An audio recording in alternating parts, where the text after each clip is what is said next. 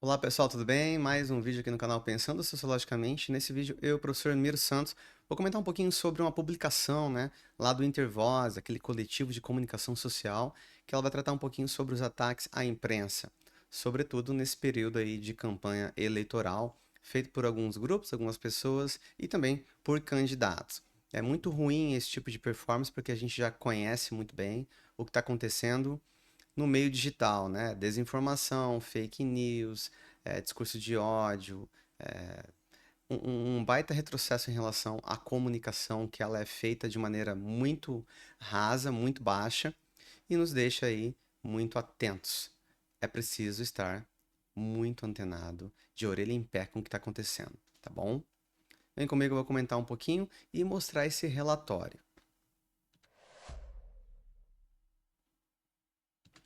Bom, pessoal, vou colocar na tela o relatório, né? Primeiramente, vou colocar um pouquinho do site, o site Intervozes, que ele é um coletivo, né, de comunicação social. Tá lá no site, ó, já é nos apresentado um pouquinho dessa publicação, tá?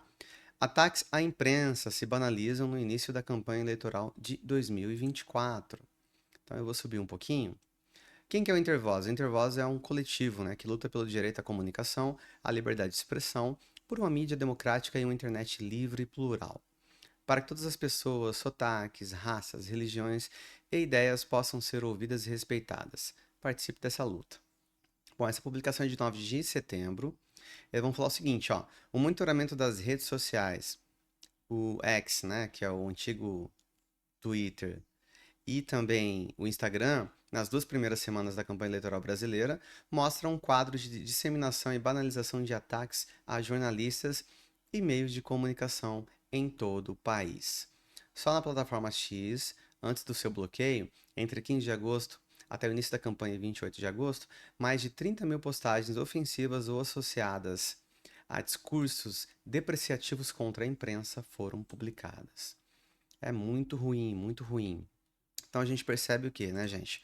A gente percebe um total ataque, um total desapreço à comunicação real, um desapreço à cidadania, um desapreço à liberdade real mesmo de imprensa.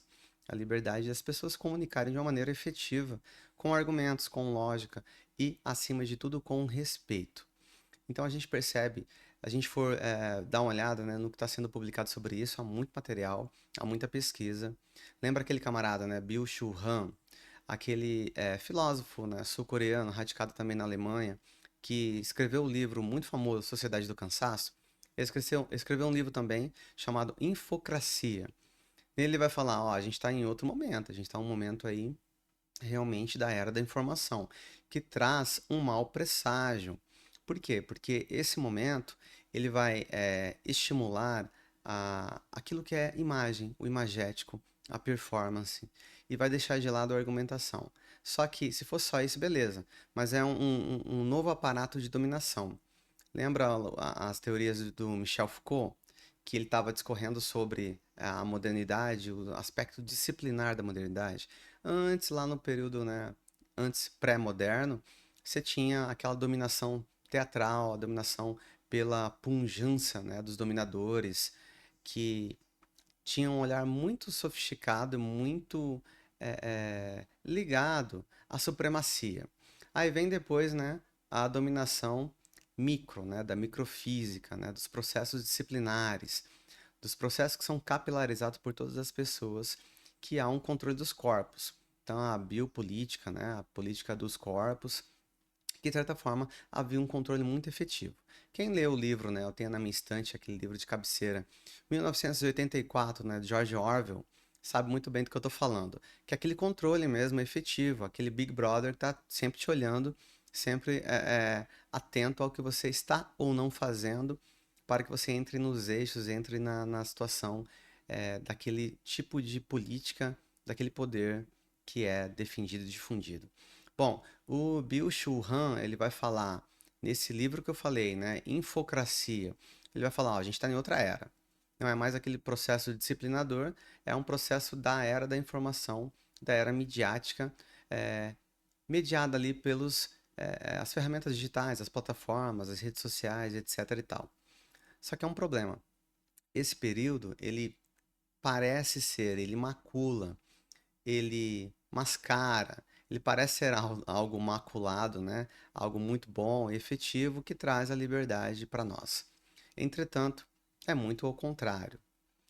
O que ele faz é uma performance, né? Ele mascara a comunicação. Ao invés de você ter um aprofundamento do diálogo e do argumento, não, você tem aí algo muito raso. Isso está detonando a nossa política, a nossa forma de perceber a democracia como uma instituição válida e importante para a contemporaneidade, para a participação política em geral. Então, é muito problemático, né? Então, vamos olhar agora o texto, vocês vão ver muito bem o que eu estou falando. A era da desinformação, a era do ódio, a era do discurso raso, está aí e está detonando com os processos democráticos. As campanhas, né, de 2024 para vereador e para prefeitos em todo o Brasil está nesse processo, está no fogo cruzado da extrema-direita e é muito ruim para nós.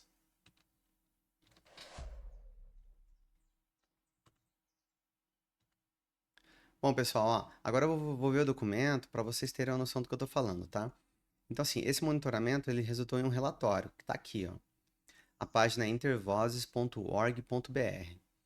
Então, assim, os principais resultados do primeiro relatório do monitoramento de ataques à imprensa durante a campanha eleitoral de 2024. Tá lá. É uma parceria com quem? Com o Laboratório de Estudos sobre a Imagem e Cybercultura, o LABIC, que é a da Universidade Federal do Espírito Santo. Né? O pessoal lá está muito antenado com essa comunicação e com esse discurso midiático. Bom, vamos ver o relatório? Deixa eu achar aqui. Aqui o relatório, ó. Vamos lá. Em parceria com o LABIC, da Universidade Federal do Espírito Santo, a Coalizão em Defesa do Jornalismo está monitorando, desde o dia 15 de agosto, contas de jornalistas e meios de comunicação em 9 capitais do Brasil: Porto Velho, Rondônia, Belém, do Pará, Fortaleza, no Ceará, Maceió, em Alagoas, Cuiabá, em Mato Grosso, Rio de Janeiro, no Rio de Janeiro, São Paulo, em São Paulo, Florianópolis, em Santa Catarina e Porto Alegre, agora sim, no Rio Grande do Sul.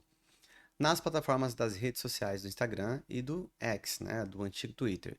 Também estão sendo monitoradas contas de candidatos em todas as capitais e sendo registradas postagens com termos e hashtags ofensivas e estigmatizantes contra o trabalho da imprensa.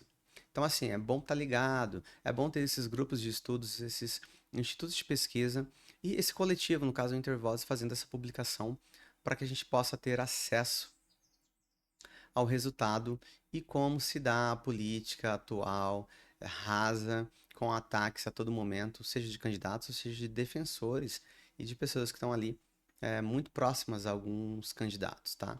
Então, vamos estar ligado. A pesquisa focou em algumas capitais, mas também há um olhar sobre as capitais em relação às outras capitais do Brasil. Então, assim, ó, integram a coalizão Defesa do Jornalismo, Abrage, Associação Brasileira de Jornalismo Investigativo, AJOR, Artigo 19, CPJ, FENAGE, Instituto Palavra Aberta, Instituto Vladimir Herzog, Instituto Tornavoz, Intervozes, o GEDUCA, que é aquela Associação de Jornalistas de Educação, e o RSF, Repórteres Sem Fronteiras. Vamos lá para o início do documento. Aqui está, relatório 1, de 15 a 28 de agosto. Ataques à imprensa se banalizam no início da campanha eleitoral de 2024. Então, assim, a gente tem muitos ataques, tá? E aqui ele fez um recorte né, em alguns assuntos. Então, por exemplo, no período marcado pelo início de sabatinas e entrevistas nos veículos, a análise demonstra um padrão de hostilidade especialmente direcionado aos meios de comunicação Grupo Globo. Aí tem aquelas hashtags, né? Globo Lixo, Globo News Lixo, Desliga Globo, Globo Bosta, etc e tal. Só que assim, é muito importante a gente, mesmo que as pessoas que façam críticas aos meios de comunicação tradicional, que eles não são sem vieses, não são sem ideologia. Claro que eles têm algum tipo de defesa e performance ligados ali a alguns assuntos. Entretanto, não podemos jogar pelo ralo todo e qualquer tipo de informação, porque há dados factuais de jornalistas. E outra coisa, esse tipo de ataque bem rasteiro e raso com xingamentos, com palavrões, com desinformação, ele começa a ser direcionado para toda e qualquer pessoa.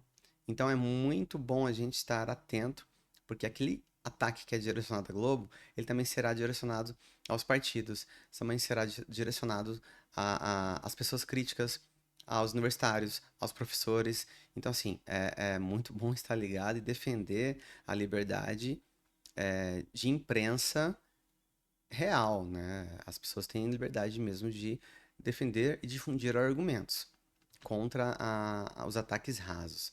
Porque, ó, por exemplo, esses ataques muito focados na Globo, mas também essas interações, né, refletem uma narrativa que vincula a atuação jornalística a uma suposta defesa da esquerda e dos partidos trabalhadores. Então vai ter ataque também ao campo, ó, da esquerda, fora PT, esquerda imunda, baixo comunismo, esquerdalha, etc e tal. E aqui tem algumas coberturas, tá? Ó. Alguns exemplos de posts publicados dentro dessa lógica nos marcos da cobertura eleitoral na cidade de São Paulo, Rio de Janeiro e Florianópolis. Pablo Marçal, né? O PT é uma facção criminosa. E aí vai outra, uma pessoa, né? E que vai fazer comentários do seu post. Né? Em relação ao Rio, né? Tá lá. Gente, não acredita em nada que esse gabinete da ousadia, Globo Lixo, fale contra os candidatos. E aí tem hashtags, né? Em relação a isso. Esse cara é o dono da Globo Lixo em Santa Catarina e o grupo NSC, etc e tal. Aí já em relação ao Rio Grande do Sul. Então, assim, a Santa Catarina, né? Ao sul. Os principais agressores, tá lá no relatório, tem vários agressores, né? E é um dos perfis, né? Divulga a direita conservadora, a direita extrema direita, ao armamentismo, etc e tal. Ataques à imprensa no Instagram, também tem análise sobre o ataque à imprensa no Instagram, né? Tem, assim, ataques contra os jornalistas e contra algumas pessoas. Ataques fora das redes. Olha esse caso, gente. Em Vilhena, Rondônia, o jornalista Paulo Andreoli, da Rondônia ao Vivo, e o blog Entre Linhas receberam um ofício da Polícia Federal pedindo os nomes dos responsáveis por uma reportagem sobre o prefeito da cidade. Que o prefeito é um ex-delegado da Polícia Federal. E assim, é muito ruim, né? Você ter esse tipo de constrangimento, esse tipo de ataque em relação aos candidatos. É, e mais um monte de coisa. A coisa só degringola, né? Ladeira abaixo. Ataques, ameaças, tem gente que ameaça com armas, perguntando se as pessoas vão votar, se o jornalista já tem candidato, e fotos, né, com armamentos, etc e tal. Então é muito ruim. Faça a leitura do relatório, eu vou deixar um link aqui e acompanhe, né? Esse tipo de percepção, esse tipo de pesquisa sobre a mídia e sobre a divulgação do comportamento jornalístico e das ameaças contra a imprensa. Então é muito bom a gente estar ligado, porque a ameaça à imprensa é a ameaça à democracia. Valeu? Vou ficar por aqui. Deixo os links aqui na descrição do vídeo e vamos sempre conversando, dialogando, sempre percebendo o que está rolando por aí, tá bom? Um forte abraço, até mais. Vamos sempre pensando aqui a sociedade e a complexidade do real. Valeu, até mais.